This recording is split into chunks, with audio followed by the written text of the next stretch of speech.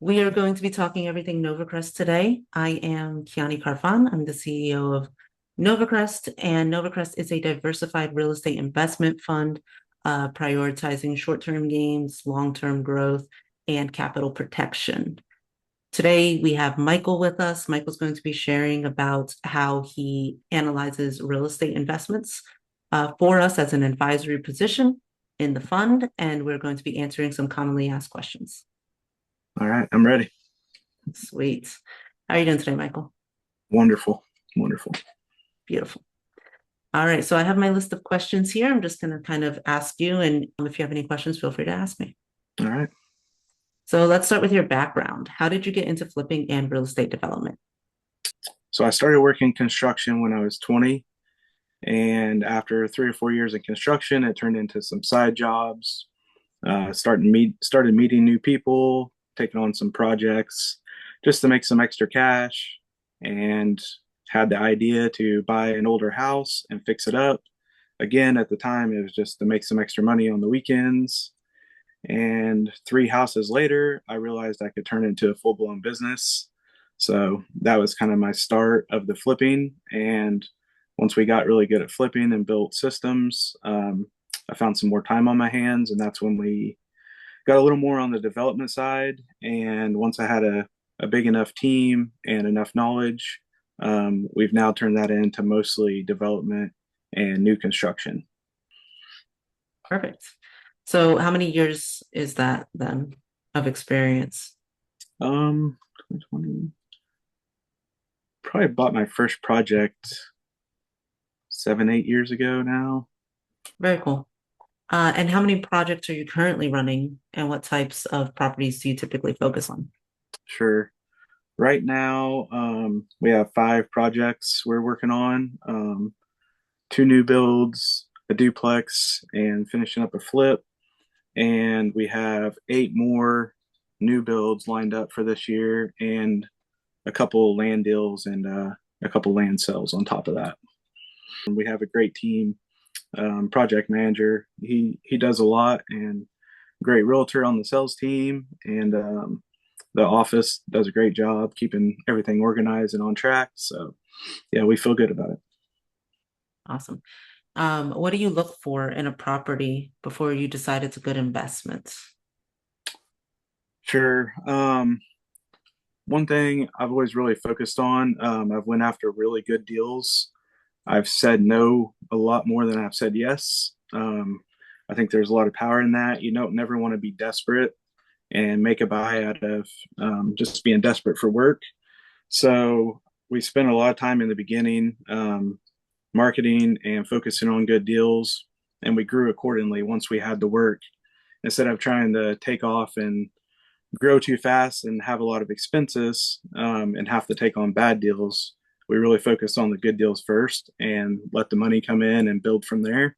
So we focus on 60% ARV, and that's every penny all in of our estimate before we purchase a house. That's really the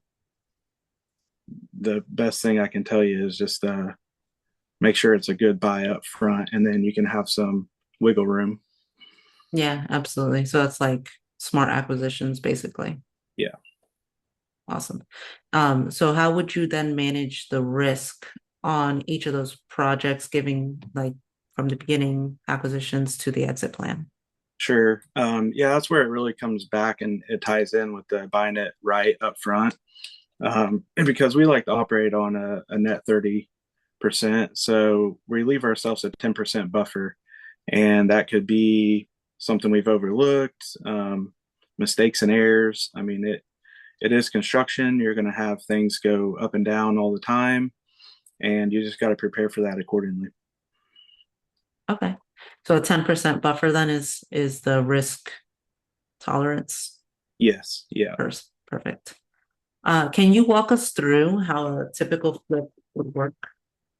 sure. So typically, I'm the first one to walk the property. I always check location. Location's a big factor for me. So I always check out the location, make sure I'm happy with that. I get eyes on the property. I always like to talk to the seller. Even if it's listed with the real estate agent, I try to make contact with the seller just to have a genuine conversation with them because a lot of times they will tell you more than you need to know. We've we've went as far as turning down deals just because we talked to a seller and the neighbors were an issue. So we didn't even want in the property just because of the neighbors.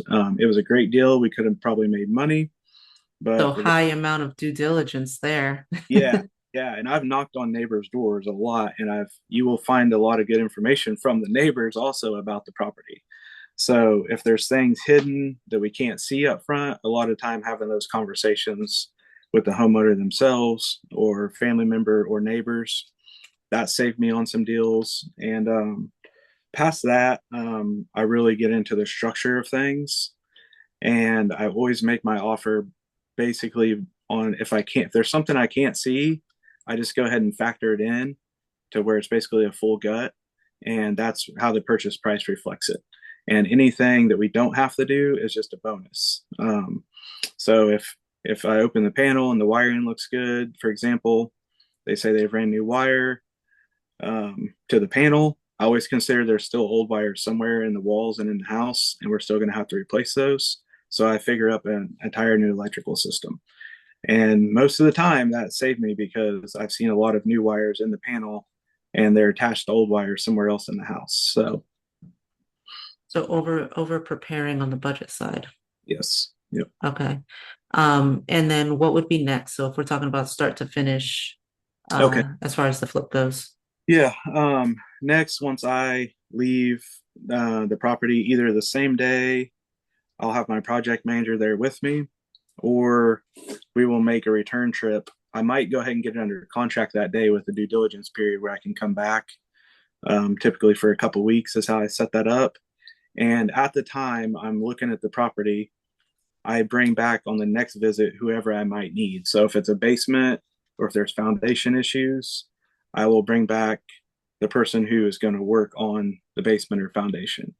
If it's general rehab, my project manager can handle all that. So it's just a double checking system. So I have my own calculator and I do all my due diligence and I get another set of eyes on it just to make sure there's something I didn't miss. But yeah, just the structural is the main thing.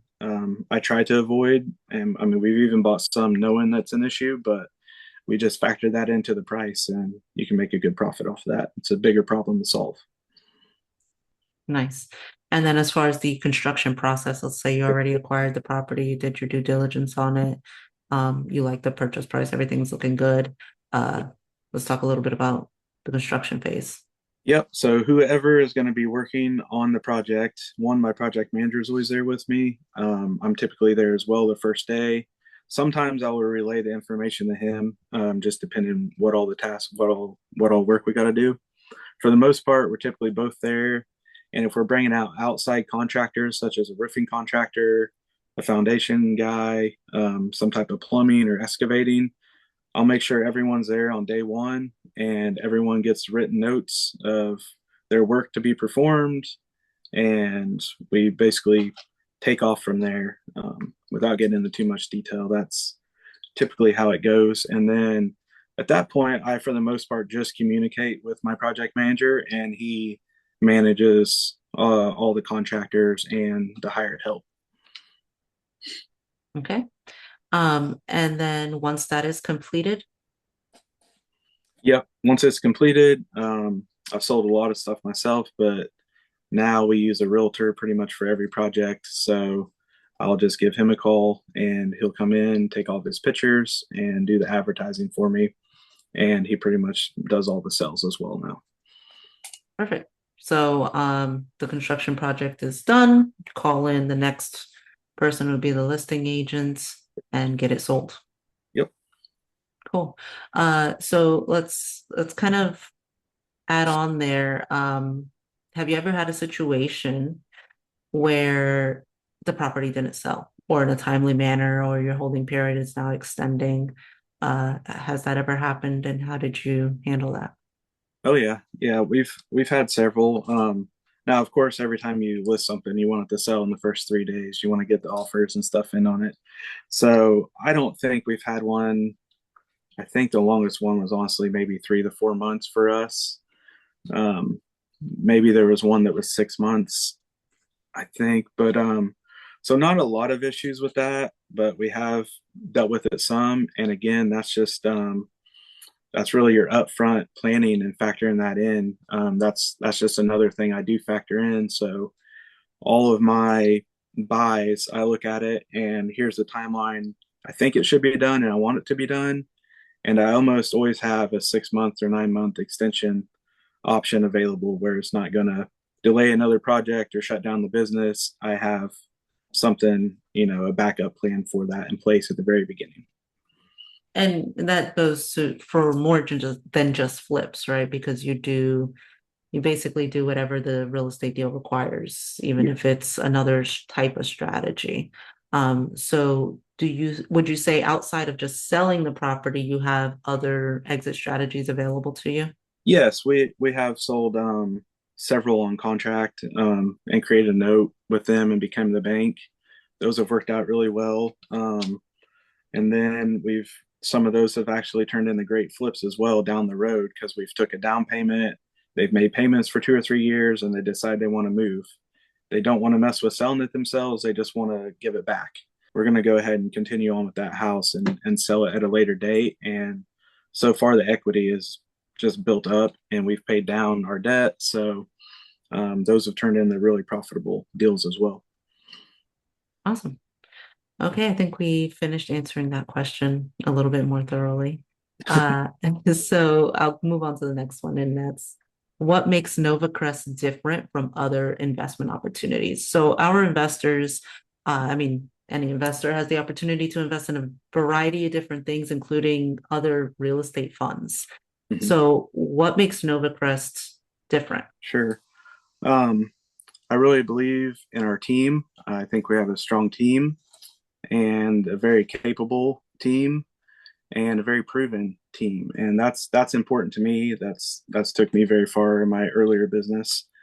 And yeah, as far as investing wise, just the security you have and the tangible assets. I practice what I preach, so I believe real estate's one of the best investments in the world and one of the safest. And my favorite part about it is just the passive side to it. We do all the work, and you get a very passive investment and a very very high return on your money. So that'd be my favorite. Perfect. I love it. So number seven, you kind of touched on this a little bit, but let's go ahead and do it anyway. How Okay, do you ensure renovations stay on time and on budget? sure. I typically one thing I did mention, I do have a bonus structure, typically for just my project manager, and a lot of times I will occasionally just I'll give guys days off or we'll plan fun trips we'll go do together if they're getting stuff done on time and on budget.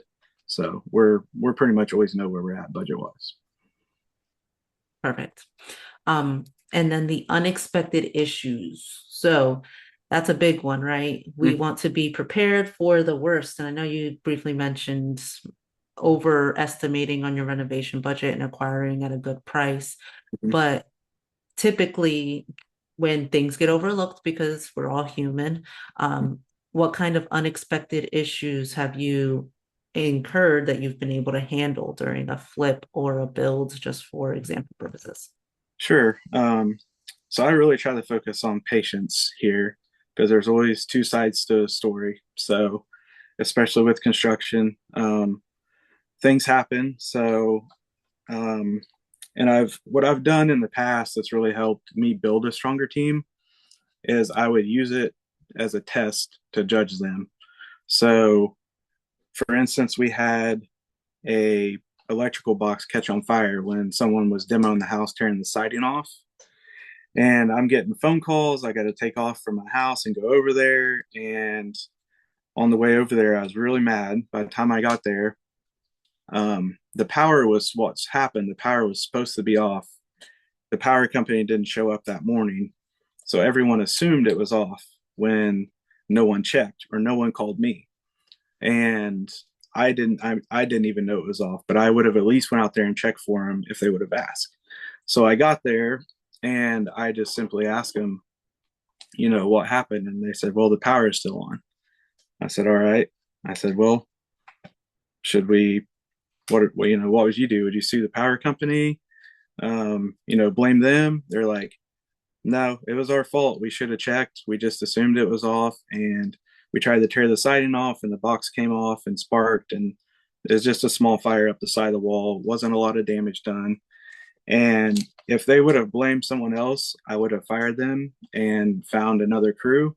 But now they've been with me for 4 years, and I kept them just because of their honesty and taking credit for that. So it can be Bet they used. didn't repeat that again. No, no, they double check now.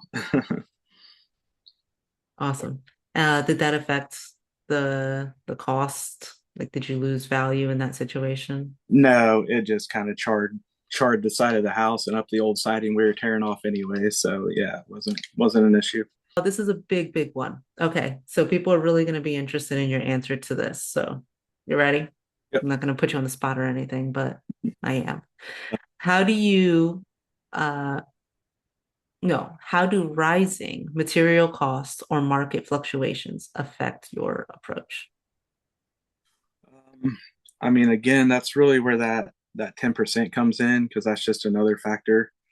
Um, I faced that during COVID a little bit. The prices of everything went up material wise, and one thing we did, it actually taught me a little bit of a lesson where instead of just going through the motions of a flip as it was costing more than expected, I started really looking at what value we could add to make the price even higher.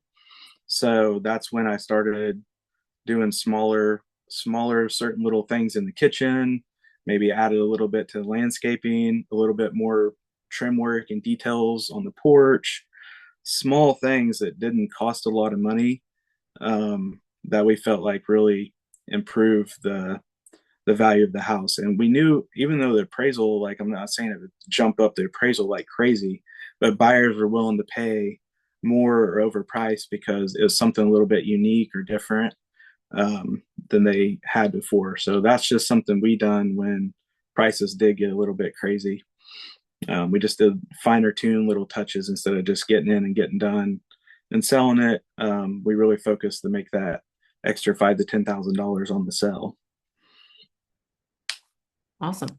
So you wouldn't say that the market has any impact on the business because of the various contingencies you put on your strategy then, right? Yes, there's always something that could be done. We even did a lot of additions at that time, where we just open up and build a bigger great room, and that would add a lot of value to the appraised value. We've took some garages that were big and finished out an extra room or bathroom inside of there. So yeah, there's always It's something. almost like creative hacking the houses. Yep. Like, just how can I get back the costs at this point and balancing out? Yes. That's Yep. awesome. That's very insightful. I don't think I've ever heard anyone speak specifically on that. It's always like, oh, acquisition strategy, and Mhm. that's pretty much it. But to hear that you're actually going into the properties and saying, well, how can we actually maximize the value of this specific property, to make more money based on what the buyer wants? Yes. You don't hear a lot of people thinking about the buyer. They're always so focused on, oh, rising costs. Now my flips are done.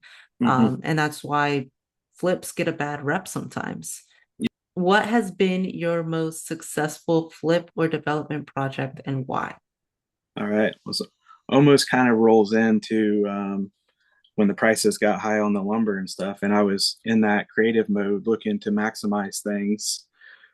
So we had a flip, and it was had 10 acres with this house, and I was like, how much would it sell with just the 5 acres? Like someone might not even care about owning the whole 10 acres, or we might get a little bit more out of it. But if this was a build site, like this other 5 acres was a build site instead of a house, um, and the 10 acres, we could maximize our profit there.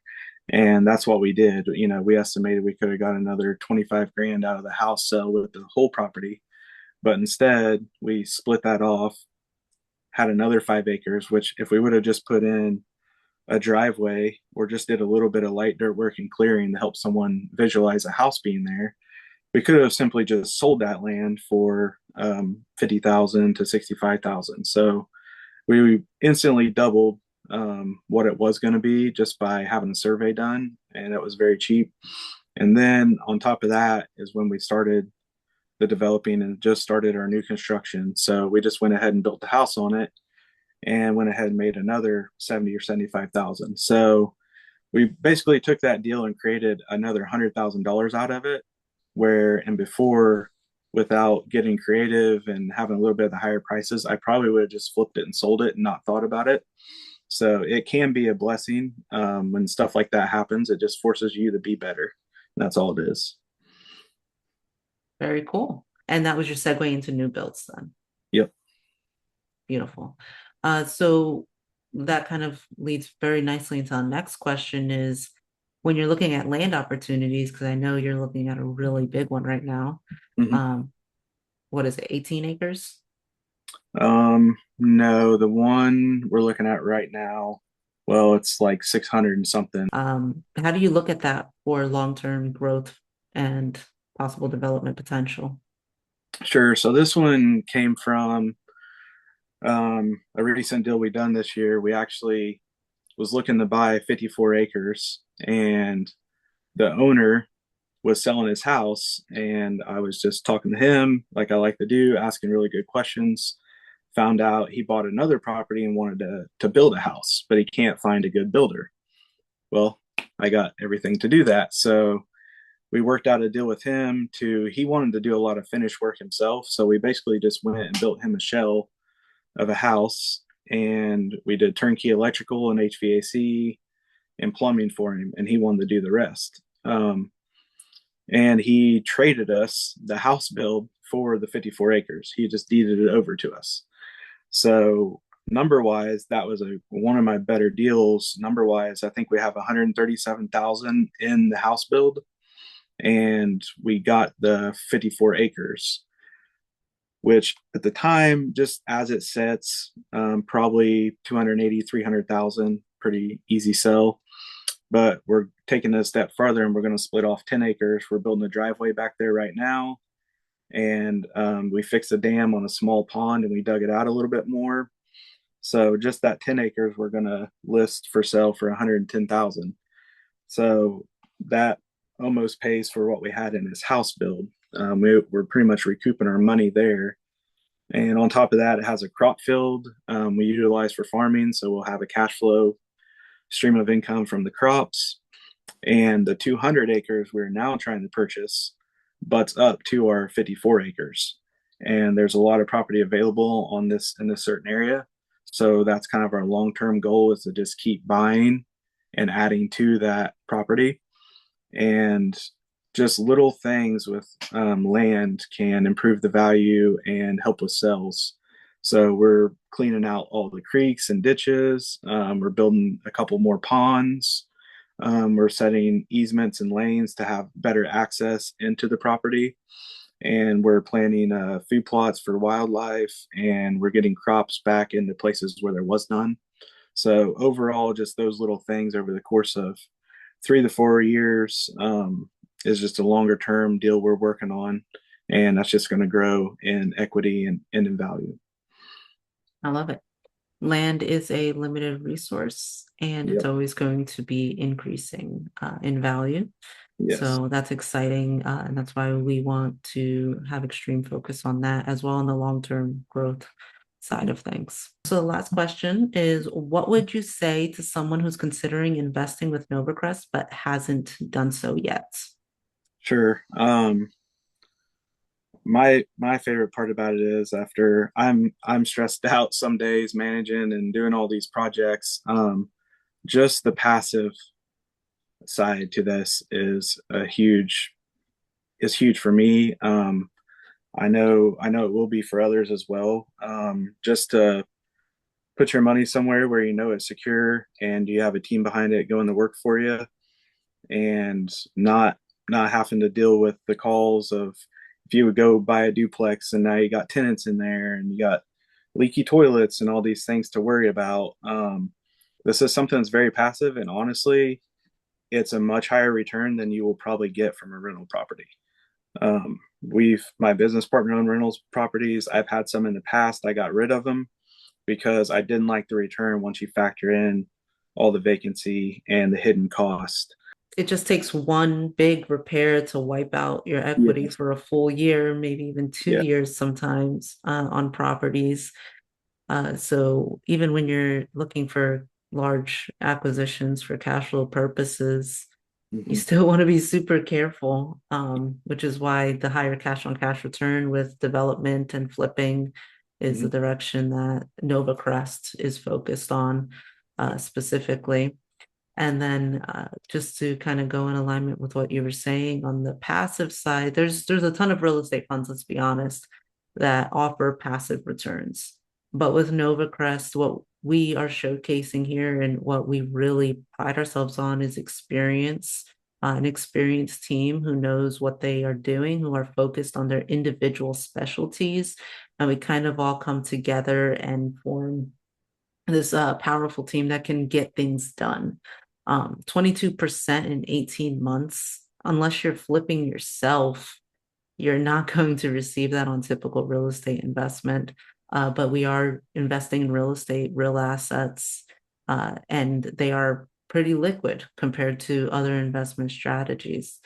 So we are really excited about all of that. And I want to thank you, Michael, for sharing all of your experience and your time here with us, and excited that you are on our team, and that we can do what we do best, right? Yep, absolutely. Okay. Anything else you'd like to add before I wrap up then? No, I think that was good. Perfect.